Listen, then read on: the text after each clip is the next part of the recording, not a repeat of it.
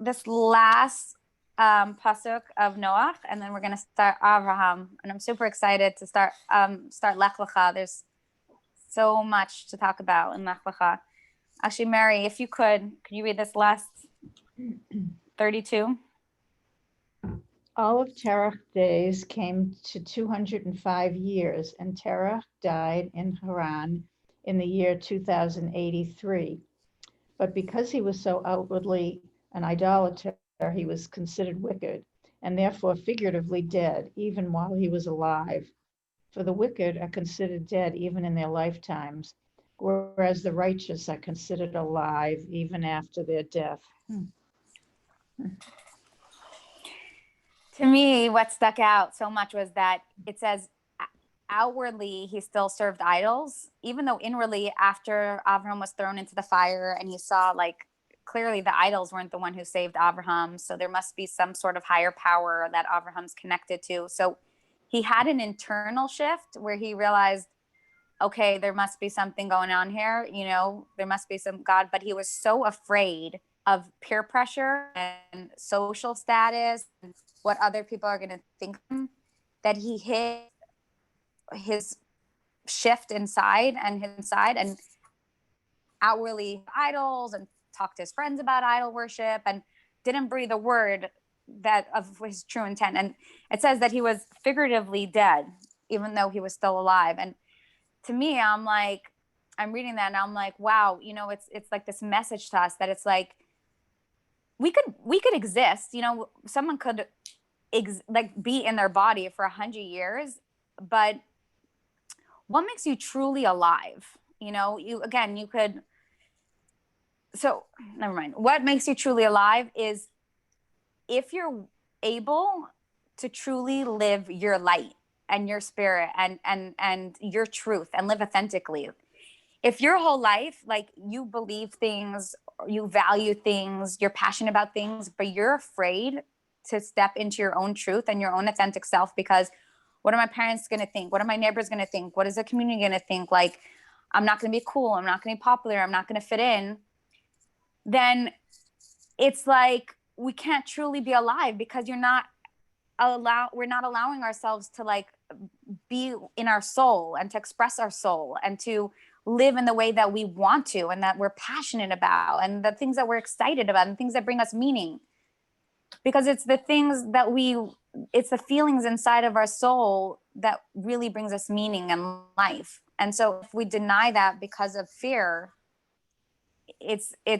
we're never really truly alive in the real sense, in a real sense. So does that make sense? Are you saying that to be truly alive, you have to be your authentic self? Yes. Okay. Meaning we're alive, whether we want to be or not, or whether we're living our authentic self or not. But I'm saying when we step into our authentic self, we feel so alive, so passionate, so excited, so full of joy. It's like, it's that feeling of, like, resistance and anxiety and uncertainty and like kind of like lowness and depression, that it a lot of that comes from the fear of stepping into our authentic self. And it doesn't you don't truly feel your best self. So yes. And this is a great way to end Noach, because Lech-Lecha is all about journeying to our best authentic self. So look at that. I have a quick comment. Hi, everyone. Oh my gosh. Sorry, Hi, I'm a little late. So nice that you're here. I didn't even notice that you came. I'm so happy you're here. I quietly got on a couple moments ago, but my comment was that this passage actually looks like it's being looked at from a more objective lens than a more internal lens, like how others will perceive you. I just thought that was just like a different perspective here that I noticed. Can you explain more? What do you mean? Because it says because he was considered wicked and therefore figuratively dead even while he was alive. For the wicked are considered dead even in their lifetimes, whereas the righteous are considered alive even after their death. Like that seems like somebody is talking more objectively, like it has to do with your outward perception to others more than it has an inward take, of course, but it seems like your legacy more. Yeah, actually, thank you, because I totally skipped over that point, and I'm glad you're bringing it up, because that's very important, that it says that the righteous people are alive even after they die, and exactly that's their legacy. And what this does connect to living authentically, because what is it? If someone lives in fear their whole life, and what are other people going to think, and oh my gosh, and I can't tell anyone my truth, and I can't ever be myself because people will judge and people won't understand me, then what happens? We could live our whole life not really ourselves, and living for everybody else, and just kind of going through the motions, disconnected. And then when we die, it's like, what did we give? We gave, whatever everyone gave. Like, we contributed a little bit here, a little bit there. But someone who steps into their authentic self and into their greatest power, into their greatest light, and has like body and soul harmony, where it's like, this is me, this is my calling, this is what I believe in, this is what's my personality, and they step into that with joy and with confidence, they're emanating so much light and so much like they role model such beauty externally, and they bring their unique light to the world, that when they die, their light still lives in this world because of the impact that they made on the people. It's that's how you make profound impact, by if you're giving only what your light is, because everyone has unique light. Does that make sense? Yes, so, yeah, absolutely. thank you for bringing that up. Yeah. Okay, so now let me just see the time, how much time we have. 15 minutes. Okay, so Lech-Lecha is all about Abraham's journey from leaving his father's home, his childhood, everything he knew. And even though internally he already found God, he already, had a lot of followers, especially because of his whole situation when he was thrown into the fire, and then no one could deny that there's a God protecting him. But it was mostly internal. He didn't, become this great forefather yet. And this is the journey that Abraham's going to take to become the great Abraham, the biblical Abraham that we know, and ultimately the father of the Jewish people. And we're the same way when I introduced Noah, I said, we're going to go through this Torah portion of Noah, and it's all about Noah going into the ark and into the flood. But the whole thing is also it's a real true story, but it's also a metaphor for our own, like creating our own oasis of love and connection to God and connection to truth, even when we're living in a chaotic world. And that we have to, when we read these passages, we think about like, how does this apply to us?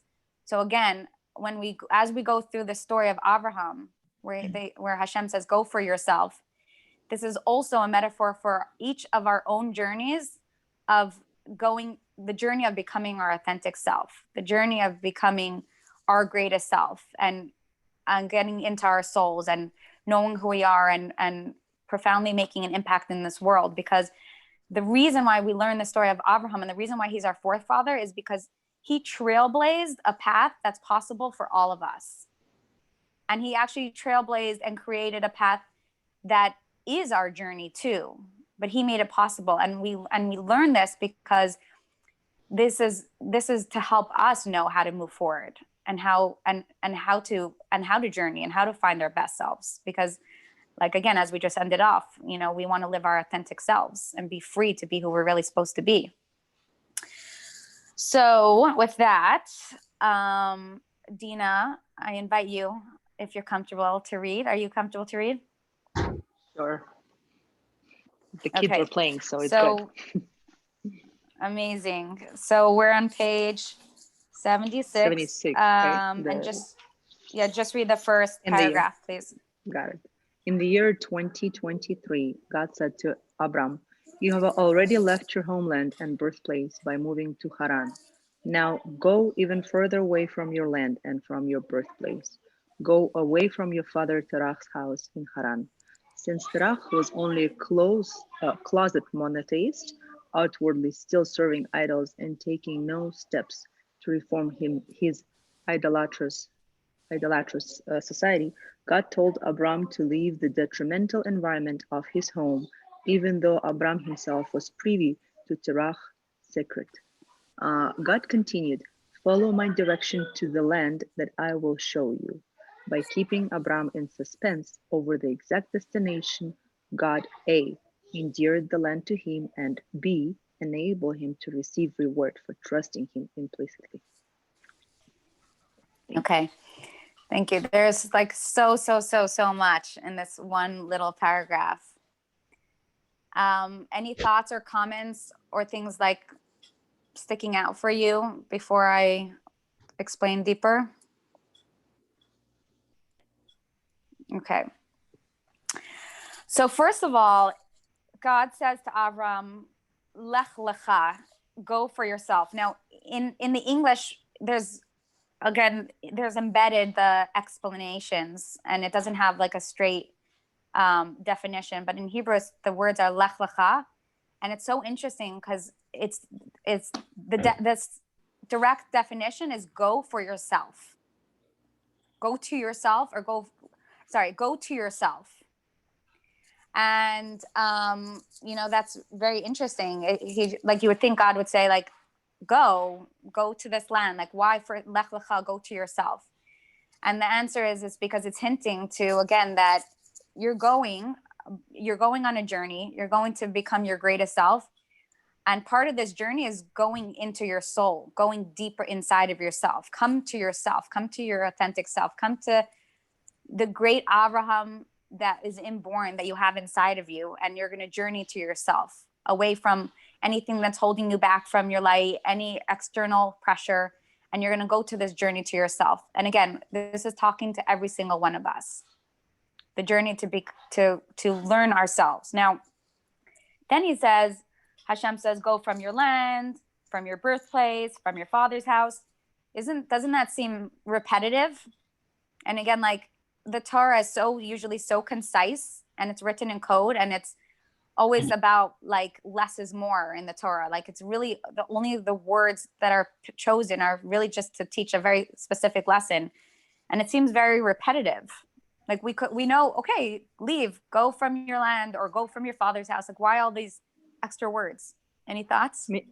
Maybe because like, you really have to leave your old self, like, in a sense that all that was there, it is yours, and it's so yours, it's so deeply yours, that you really have to leave all that behind.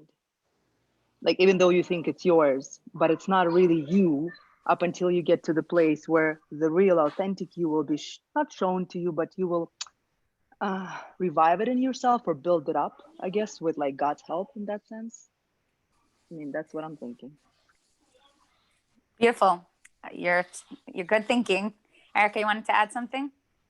Yes, and I agree with that interpretation, but I also thought that just showing the amount of sacrifice, like how many things he has to give up in order to follow God's way. And also I was thinking about the difference between Abraham and Noah, and how Noah was so hesitant all the time, just so cautious, and Abraham is so, like, I don't want to say just a follower, because that's giving a disservice to him, but he really has this great faith in God. Yeah, very mission oriented to what's asked of him. And so, Erica, that's very interesting. I actually appreciate and love your interpretation, because Dina's is more in line with what I'm going to share. So that's something, Erica, that I didn't think of. Like, it's just showing the sacrifice. Like, he's leaving his land, he's leaving his comfort zone, right? And then he's leaving his birthplace. Like, this is, again, and then his father's home, like his family. So that's beautiful. And then, like Dina said, this is also showing the nuance of, in order to journey to your authentic self, there's so many levels of shedding of the old that needs to happen, that takes a lot of work and a lot of really willingness. So each of them represents something else. So your land represents, like we were talking about, like society, peer pressure, or mundane. Like the land is like the very earthy, physical.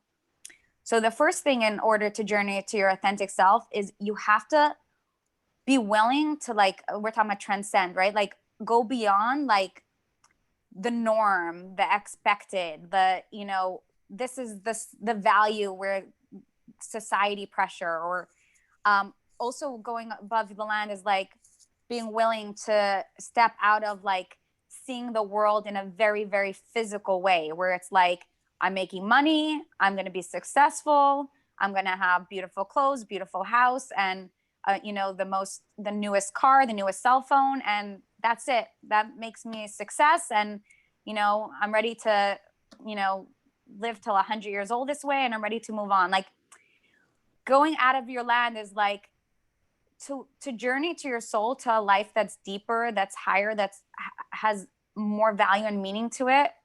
You have to be willing to step out of that, you know, seeing the world in that level of reality. So that's number one. Then your birthplace is talking about your nature and your nurture.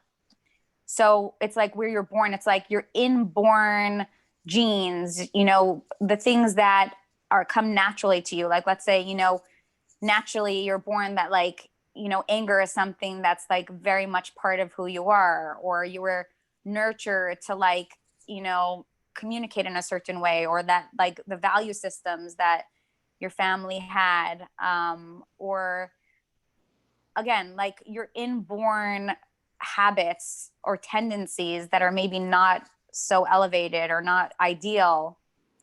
Part of journeying to your authentic self is facing those things and those aspects to your character, that it's like you could say, this is who I am, this is the way I was born, I was always this way. Ask my parents, I've been acting this way since I was, you know, a little kid. It's like, what do you expect of me? Like, we're born who we are, we're human, it's human nature. So yes, we do have certain tendencies and we do have certain nature, but like we can transcend that. We can work through, we can work through our negative habits, but it's a willingness and a certain courage to like face those things. And then the last thing from your father, Terach's house, the way I see it is that's something more intellectual, like where, you know, the birthplace is more emotional, where it's like your inborn innate habits and nature and way of doing things. And your father's house is like where I see it's like more intellectual, where we have like our brain dictating us certain things. Like Mary, we always talk about the shoulds, I should, you know, the guilt, like this is why it's expected of me. And to me, I see that as our father's house. It's like our parents or people who were very strong role models to us as children, certain teachers, you know, they ingrain certain ideas in our head of how we should live our life and what we should do and what success looks like and what we have to accomplish in order to, you know, be our best selves. And part of the journey to our authentic self is like, are we willing to question that and to be like, is this my greatest truth, or is these the voices in my head that's been very ingrained in me that's telling me that this is the ultimate truth about myself, but is there something even greater than that? And then it says that God said, go to the land that I will show you. And he doesn't tell him which land. And he sets him up for, are you willing to trust? Now, so two things I want to say about it. First of all, it says, go to a land. Isn't it interesting that in the beginning it says, leave the land? And as I said, it means like the earthy way of seeing things, that like looking at life as that the ultimate is how much money you make or how successful you are, or how beautiful your home is. But then it says, go to a different land. And so this is a very profound point that I want to say is God didn't say, leave that land and go to the heavens. He says, go to a different land, go to the land of Israel. Ultimately, we know. So what is he saying? Don't leave the physical. Don't like, you know, say, I don't need to make money anymore. Or I don't need to have beautiful things, or it's not about being angelic. It's not about stepping out of the mundane, out of the material, but to elevate how you relate to the physical. to elevate your relationship with money, your relationship with clothes, your relationship with beautiful things. Like, you know, we should look beautiful. We should wear beautiful clothes. We should have a beautiful home. We should, you know, have the things we desire. But is it because this is the bottom line of life and this is the most important thing and this is all that matters? Or do I have a beautiful home so that there's joy in my family and so I could have guests and that I feel happy and, you know, I wear beautiful clothes so that I'm a role model and I'm presentable and, you know, I make money so that I can share it and I could give tzedakah and a charity and I could help people. So again, it's like God saying, come back to a land, but once you leave your understanding of things, your limited beliefs, your limited nature, and come to an authentic place, and then you'll come back to a land, but on a much higher level. And the last thing is he doesn't tell him where, because part of this journey of becoming our authentic selves, there's always stepping into the unknown. And that's the message here. Hashem said, do you trust me? I will bring you to far better, to far greater, to far deeper. You're going to transcend anything you know to something so much greater. But the journey entails trust, because we only know what we know. We don't know what we don't know yet. What we haven't experienced that. Hashem made that in that way, in the world that way, that we can't see what we don't know. So in order to transcend and in order to grow and in order to evolve, we have to be willing to step into the unknown, like the Jews leaving Egypt and going into the desert. God didn't say what's going to happen, how long they're going to travel, where they're going. He said, do you trust me? You want to get out of this slavery? Like, step into the desert with me, and I'm on a journey with you. So Abraham did like the impossible, and he just followed. We're going to see he's going to follow God and he's going to trust.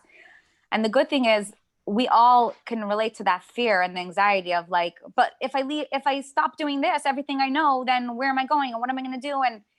But Abraham is the trailblazer, and the fact that he's our forefather, he energetically, spiritually trailblazed this path for us, that it's possible for us and we can do it because we are spiritually connected to Abraham.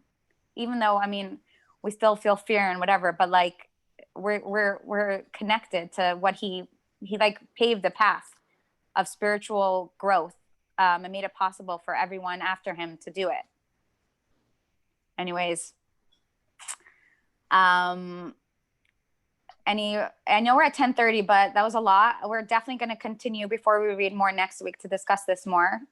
Any thoughts or comments? Well, I have to go, but I just wanted to say that it's just so much about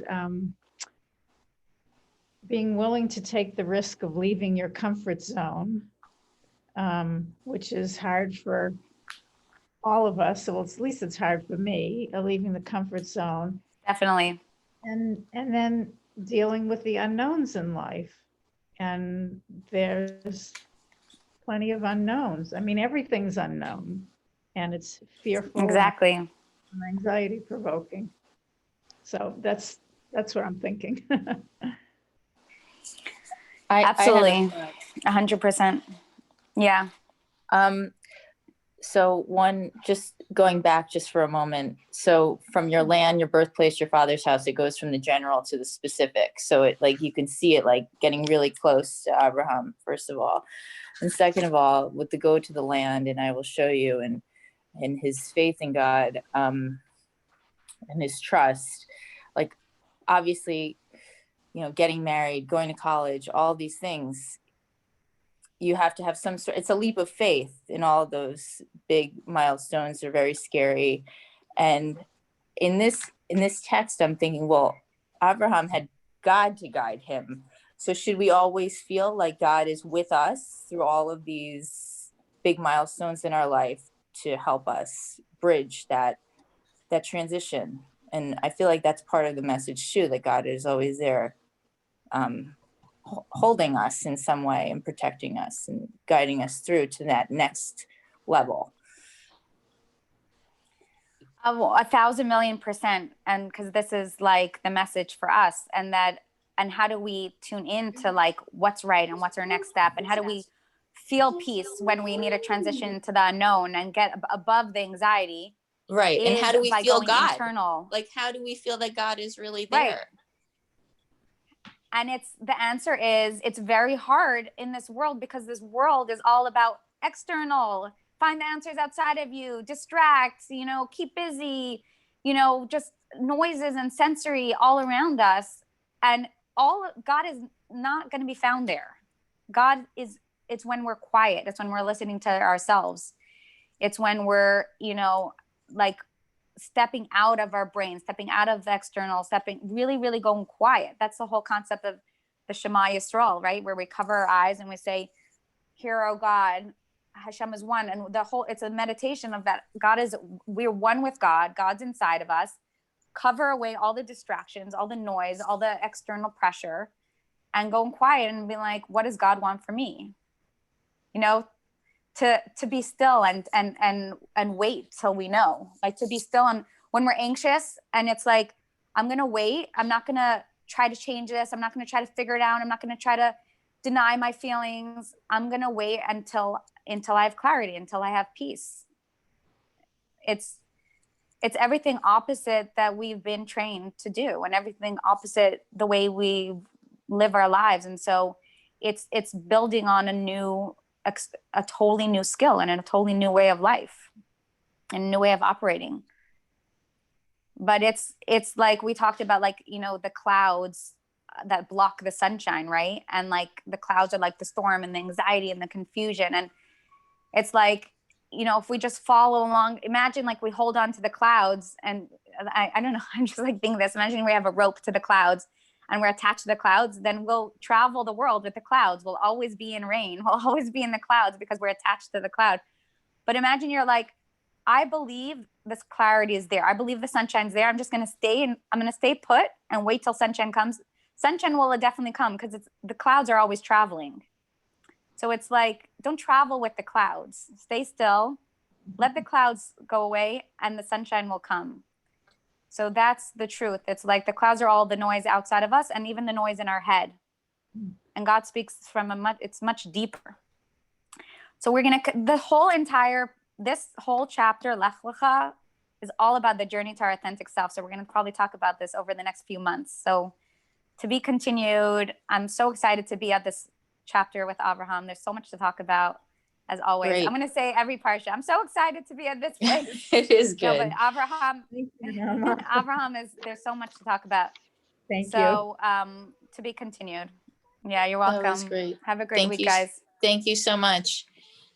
Thank you, Nahama. Yeah, I'm happy you hopped on. I have so guys. much more to say, but I'll hold it. Okay, It's hard. you could call me. We'll speak. I will. I might call you Okay. this week, because this is like opening Okay. up a whole new perspective for me. So thank you. Absolutely. Okay, awesome. Take Be in care. touch. Bye-bye.